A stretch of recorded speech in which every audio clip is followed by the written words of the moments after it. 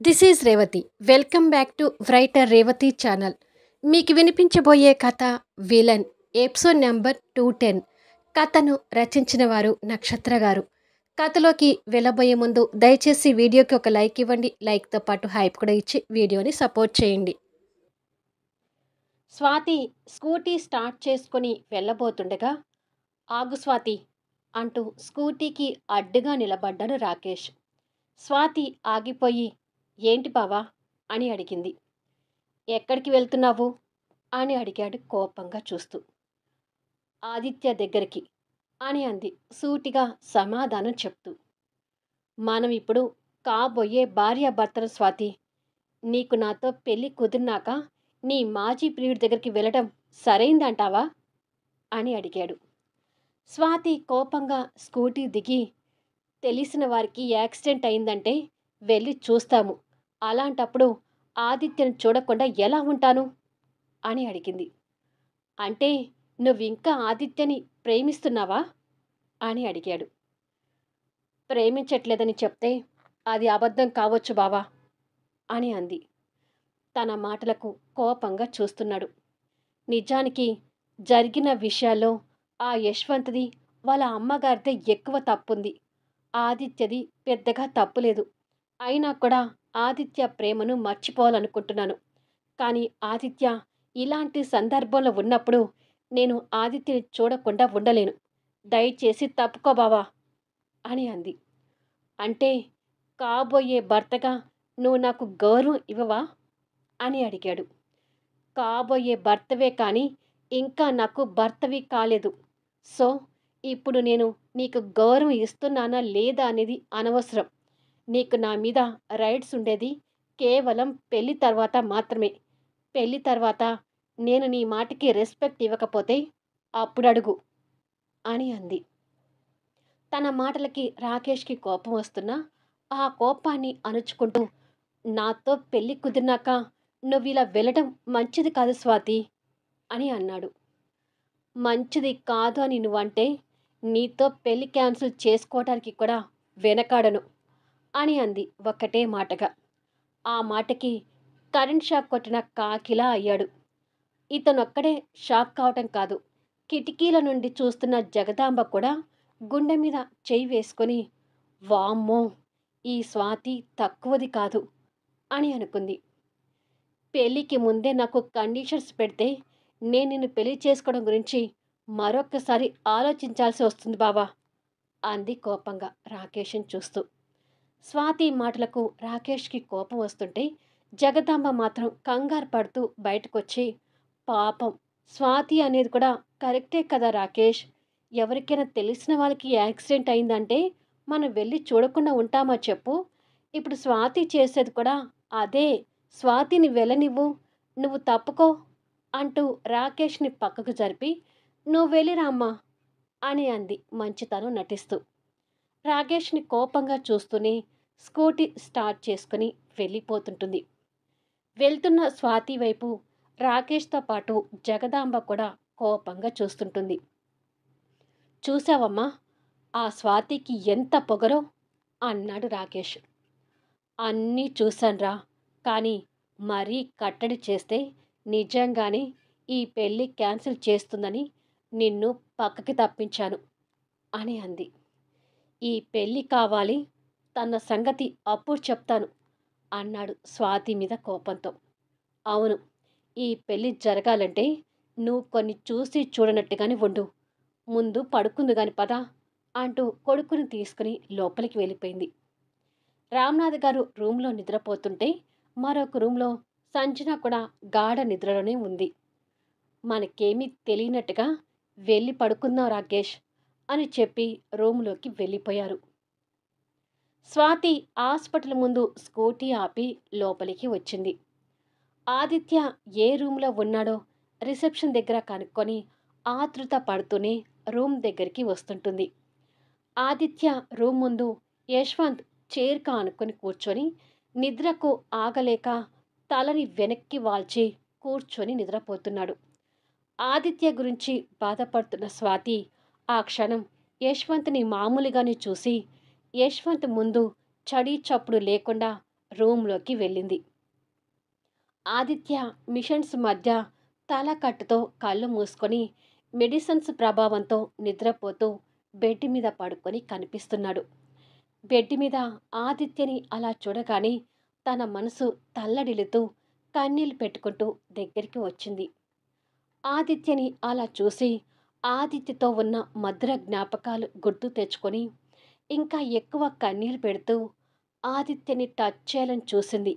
కానీ ఎక్కడ ఆదిత్య కళ్ళు తెరిచి తనని చూస్తాడేమో అని కంగారు పడి ఆదిత్యని టచ్ చేయలేక చెయ్యిని వెనక్కి తీసుకుంది. నుదుటికి దెబ్బ తగిలేసరికి నుదురు మీద నుంచి కట్టు కట్టి కనిపిస్తుంటుంది. అలా కన్నీళ్లు పెట్టుకుంటూ చూస్తూ, అసలు ఎప్పుడూ లేనిది నువ్వెందుకు డ్రింక్ చేసావు ఆదిత్య? నా మీద కోపంతోనే డ్రింక్ చేసి యాక్సిడెంట్‌కి గురయ్యావా? అని మనసులో అనుకొని, ఎందుకు నన్ను ఇంతగా బాధ పెడుతున్నావు? మీ కుటుంబం మా కుటుంబానికి ఇంతగా అన్యాయం చేశాక నేను ఎలా నీకు దగ్గర కాగలుగుతాను ఆదిత్య? నీతో కలిసి మీ కుటుంబంలో ఎలా ఉండగలుగుతాను? మా అక్క మీ ఇంట్లో మీ అన్నయ్యతో రిలేషన్‌లో ఉంటూ మానసిక క్షోభ అనుభవించింది అని తెలిసి ఆ ఇంట్లో నేను నీతో ఎలా కలిసి ఉండను? ప్లీజ్ ఆదిత్య, నన్ను మర్చిపో. నా కారణంగా నువ్విలా కావడం అసలు భరించలేకపోతున్నాను అని మనసులో అనుకొని కన్నీళ్లు పెట్టుకుంటూ ఉండగా డాక్టర్లు, నర్సులు వస్తున్నట్టుగా అనిపించి మునివేలతో ఆదిత్య తల మీద చేయి పెట్టి ప్రేమగా నిమిరి ఆ రూమ్ డోర్ వెనుకగా నిలబడింది. డాక్టర్స్, నర్సులు ఆ డోర్ దాటుకొని ఆదిత్య దగ్గరికి వెళ్తారు. స్వాతి చాటుగా ఉండి డాక్టర్స్, నర్సులు ఆదిత్యని చెక్ చేయటం చూస్తుంటుంది. వాళ్ళ మాటల్లో ఆదిత్య త్వరగానే కోలుకుంటాడు అని తెలుసుకొని సంతోషపడుతుంటుంది. డాక్టర్ ఆదిత్యకి ఒక ఇంజెక్షన్ చేసి నర్స్‌తో కలిసి అక్కడి నుండి వెళ్ళిపోయాడు. వాళ్ళు వెళ్ళిపోగానే ఎక్కడ యశ్వంత్ తనని చూస్తాడేమో అనుకొని కంగారు పడి ఆదిత్యని ప్రేమగా చూసి కన్నీళ్లు తుడుచుకుంటూ ఆ రూమ్ నుండి బయటకొచ్చింది. అప్పటికి యశ్వంత్ అలాగే పడుకొని ఉండటం చూసి ఈసారి యశ్వంత్‌ని కోపంగా చూస్తూ అక్కడి నుండి వెళ్ళిపోయింది. స్వాతి వెళ్ళడం యశ్వంత్ కళ్ళు తెరిచి తనని చూస్తూ, పిచ్చి పిల్ల, ప్రేమించిన వాణ్ణి మర్చిపోవడం అంత ఈజీ కాదు అని మనసులో అనుకొని స్వాతి వచ్చి తమ్ముణ్ణి చూసినందుకు తృప్తి పడుతున్నాడు. మరుసటి రోజు ఉదయం ఆదిత్య బెడ్ మీద కూర్చొనుంటే యశ్వంత్ ఎదురుగా చైర్లో కూర్చొని ఆదిత్యకి టిఫిన్ తినిపిస్తున్నాడు.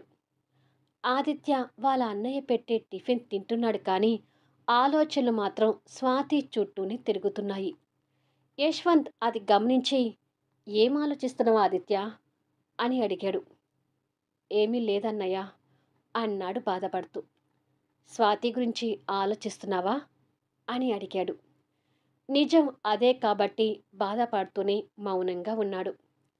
యశ్వంత్ ఇడ్లీ తుంపి ఆదిత్య నోటికి అందించి, నైట్ 1:30 ప్రాంతంలో స్వాతి నిన్ను చూడటానికి వచ్చింది అన్నాడు. అది విని కాస్త ఆశతో కళ్ళు పెద్దవి చేసి చూస్తూ, నువ్వు చెప్పేది నిజమేనా అన్నయ్య? నిజంగానే స్వాతి వచ్చిందా అని అడిగాడు. నిజంగానే వచ్చింది. కానీ ఎవ్వరూ గమనించకుండా చాటుగా నిన్ను చూసి వెళ్ళిపోయింది. తను రావడం నేను చూసినా నాకు ఏమీ తెలియనట్టుగా నిద్రపోతున్నట్టుగా నటించాను. నేను నిజంగా నిద్రపోతున్నాను అని అనుకొని రూములోకి వచ్చి నిన్ను చూసింది. నీ గురించి బాధపడింది. కన్నీళ్లు పెట్టుకుంది. ప్రేమగా నీ తల నిమిరింది అంటూ స్వాతి ఆదిత్యతో ఎలా ఉందో మొత్తం రాత్రి యశ్వంత్ చూశాడు కాబట్టి పూస గుచ్చినట్టుగా తమ్ముడికి చెప్పాడు. అది విని ఆదిత్య ఎమోషనల్‌గా కన్నీళ్లు పెడుతూ, మరి నా మీద ఇంత ప్రేమ ఉండి కూడా ఆ రాకేష్ గాడిని పెళ్లి చేసుకోవడానికి ఎందుకు ఒప్పుకుందా అన్నయ్య అని అడిగాడు. తను ఆవేశంలో తీసుకున్న నిర్ణయం అని ఇప్పటికి నీకు అర్థం కాలేదా అని అన్నాడు ఆదిత్యకి టిఫిన్ తినిపిస్తూ. మనకు అర్థమైనా తనకు అర్థమై చావట్లేదు కదా! అదే ఆవేశంలో రేపు రాకేష్ గారిని పెళ్లి చేసుకుంటే తను నాకు దూరమై జీవితాంతం బాధపడుతుందన్నయ్య అన్నాడు. పెళ్ళికి ఇంకా టైం ఉంది కదా ఆదిత్య, నువ్వు కంగారు పడకు అంటూ తినిపించబోతుంటే, ఇంక చాలన్నయ్య అని అన్నాడు. సరే వాటర్ తాగు. ఈలోపు సిస్టర్ వచ్చి నీకు టాబ్లెట్స్ ఇస్తుంది. వేసుకుందు గాని అంటూ వాటర్ బాటిల్ ఇచ్చాడు. ఆదిత్య వాటర్ బాటిల్ తీసుకొని వాటర్ తాగుతుంటే యశ్వంత్ మాత్రం స్వాతి మైండ్ సెట్ గురించి ఆలోచిస్తున్నాడు. ఇంట్లో స్వాతి డల్‌గా కూర్చొని ఉంటే రాకేష్ తనకి ఎదురుగా కూర్చొని తనని గమనిస్తూనే ల్యాప్‌టాప్ ముందు పెట్టుకొని ఆఫీస్ వర్క్ చేసుకుంటున్నాడు. జగదాంబ పెళ్ళికి కావలసిన వస్తువులు రాసుకుంటూ ఓ దగ్గర కూర్చొనుంది. సంజన తండ్రికి టిఫిన్ వడ్డిస్తూ, "నేను హాస్పిటల్‌కి వెళ్ళి ఆదిత్యని చూసి వస్తాను నాన్నా" అని అంది. ఆ మాటకి రామ్‌నాథ్ గారు ఏమంటారా అని రాకేష్, జగదాంబ వారి వైపు చూస్తున్నారు. రామ్‌నాథ్ గారు కూడా వాళ్ళతో సంబంధం వద్దని చెప్పబోయి, సంజు మెడలో కనిపించిన మంగళసూత్రాలను చూసి ఆగిపోయాడు. వాళ్ళ అన్న మౌనంగా ఉండేసరికి జగదాంబ లోపల మండిపోతూ, వాళ్ళతో సంబంధాలు వద్దు అని అనుకున్నాక మళ్ళీ నువ్వు వాళ్ళ దగ్గరికి వెళ్ళటం ఎందుకు సంజనా? వాళ్ళతో సంబంధాలు తెంపేసుకుని కూర్చుంటే పోలా అని అంది జగదాంబ. నేను అది అనుకుంటున్నాను అత్తా. అందుకే పూర్ణ మేడం దగ్గర తీసుకున్న డబ్బు తీసుకొచ్చి తిరిగి తనకివ్వు. ఆ డబ్బు వాళ్ళకి ఇచ్చేసి వాళ్ళతో సంబంధాలు తెంపేసుకుందాము అంది సంజన తనని కోపంగా చూస్తూ. దెబ్బకి జగదాంబ నోరు మూసింది. వాళ్ళు తప్పులు చేశారని నేను ఒప్పుకుంటున్నాను. కానీ ఆ తప్పుల కారణంగా మనం మన ఉనికిని కోల్పోకూడదు. నేనేమి వాళ్ళ ఇంటికి వెళ్ళడం లేదు. కేవలం హాస్పిటల్‌కి వెళ్తున్నాను. ఆదిత్య తెలిసిన వ్యక్తిగా ఆదిత్యని చూడటానికి వెళ్తున్నాను అని అంది సంజు.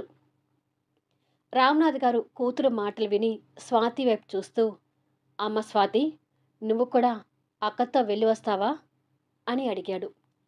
స్వాతికి మనసులో మరోసారి ఆదిత్యని చూడాలని ఉన్నా ఆ మనసుని చంపుకుంటూ, లేదు నాన్న, నేనేమి వెళ్ళను అని అంది.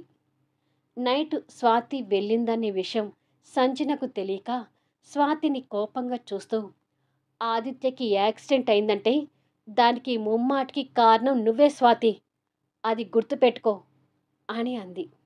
ఆ మాట వినగానే స్వాతికి గిర్రున కన్నీళ్లు తిరుగుతుంటే ఆ కన్నీళ్లు వాళ్ళందరికీ చూపించలేక రూములోకి వెళ్ళిపోయింది. సంజన మాటలకు రాకేష్ అడ్డుపడుతూ, ఆదిత్య యాక్సిడెంట్ కావటానికి స్వాతికి సంబంధం ఏంటి సంజన అన్నాడు. స్వాతి నిన్ను పెళ్లి చేసుకుంటుందా అనే బాధలో ఆదిత్య డ్రింక్ చేసి వచ్చి యాక్సిడెంట్కి గురయ్యాడు. ఆ యాక్సిడెంట్ జరిగిందంటే స్వాతితో పాటు నువ్వు కూడా కారణమే అని అంది. ఈసారి రాకేష్ నోటికి లాక్ పడింది. రామ్‌నాథ్ గారు ఏమీ మాట్లాడకుండా బాధగా ఉండటం సంజన చూసి, నాన్నా, యశ్వంత్ కారణంగా బలి అయిపోయింది నేను. యశ్వంత్ నా జీవితాన్ని నాశనం చేయడం అనేది నేను ఎప్పటికీ మర్చిపోలేను, సహించలేను.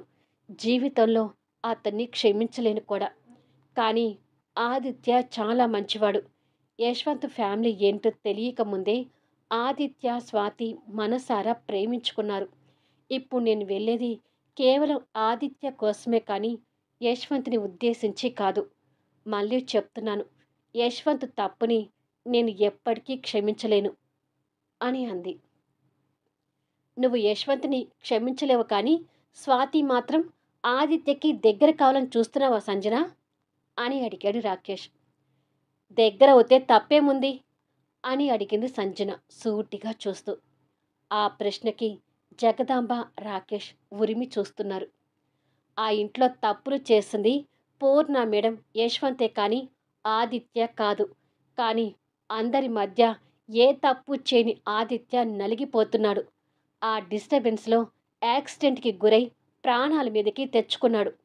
స్వాతి, ఆదిత్య కలుస్తారంటే నేను ఎప్పటికీ చెప్పను అని రాకేష్‌ని కోపంగా చూస్తూ చెప్పి అక్కడి నుండి వెళ్ళిపోయింది. సంజన మాటలకు ఈ అమ్మ కొడుకు కంగారు పడుతూ రామ్నాథ్ గారి వైపు చూశారు. రామ్నాథ్ గారు ఎటూ తేల్చుకోలేని ఆలోచనలో ఉండిపోయి చెల్లెల్ని అల్లుణ్ణి మౌనంగా చూసి అక్కడి నుండి వెళ్ళిపోయాడు. స్వాతి వచ్చి చూసింది అనే సంతోషం ఆదిత్య మొహంలో కనిపిస్తూ ప్రశాంతంగా కనిపిస్తుంటే యశ్వంత్ కూడా తమ్ముణ్ణి చూసి తృప్తి పడుతున్నాడు. ఆదిత్య కాలు వేలాడేసి బెడ్ మీద కూర్చొనుంటే నర్స్ ఆదిత్య చేతికి ఇంజెక్షన్ చేస్తుంటుంది. అబ్బా! ఈ ఇంజెక్షన్స్ చేయించుకోలేక చచ్చిపోతున్నాను అన్నయ్య అన్నాడు ఇంజెక్షన్ నొప్పి బాధతో. ఆ ఇంజెక్షన్ చేయించుకునేటప్పుడు స్వాతిని గుర్తు తెచ్చుకో, నొప్పి ఉండదు అన్నాడు యశ్వంత్. ఆ మాటకి ఆదిత్య మొహంలో నొప్పి మాయమై పెదవుల మీద చిన్న నవ్వు వెలుగుతుంది. యశ్వంత్ ఆ నవ్వు చూసి సంతోషపడుతూనే నేను వెళ్ళి డాక్టర్తో మాట్లాడి వస్తాను అని చెప్పి బయటికి వెళ్ళాడు. యశ్వంత్ మాటల ప్రభావంతో ఆదిత్య స్వాతి గురించి ఆలోచిస్తూ ప్రశాంతంగా ఉన్నాడు. యశ్వంత్ ఆ రూమ్ డోరు నుండి బయటకు వచ్చి ముందుకు వెళ్ళబోతుండగా ఎదురుగా సంచన రావటం చూసుకోకుండా తనకి ఢీకొన్నాడు. అబ్బా! అంటూ ఇద్దరు నుదులు రుద్దుకొని ఒకరినొకరు చూసుకున్నారు. సంజు కోపంగా చూస్తూ కళ్ళు ఎక్కడ పెట్టుకున్నావు అని అడిగింది. నా కళ్ళు ఎప్పుడు ఉన్న చోటనే ఉన్నాయి, కానీ ఈ మధ్య నీ కళ్ళే నెత్తికెక్కాయి అన్నాడు చిన్న స్మైల్తో. మళ్ళీ నెక్స్ట్ వీడియోలో కలుద్దాం. వీళ్ళిద్దరి రొమాన్స్ కొంచెం మిస్ అయ్యారు కదా, అందుకే లైట్గా నెక్స్ట్ ఎపిసోడ్లో టచ్ చేస్తాను. కథ నచ్చితే దయచేసి లైక్ చేయండి, హైప్ ఇవ్వండి, మీ అమూల్యమైన కామెంట్స్ షేర్ చేయండి. Thank you for listening.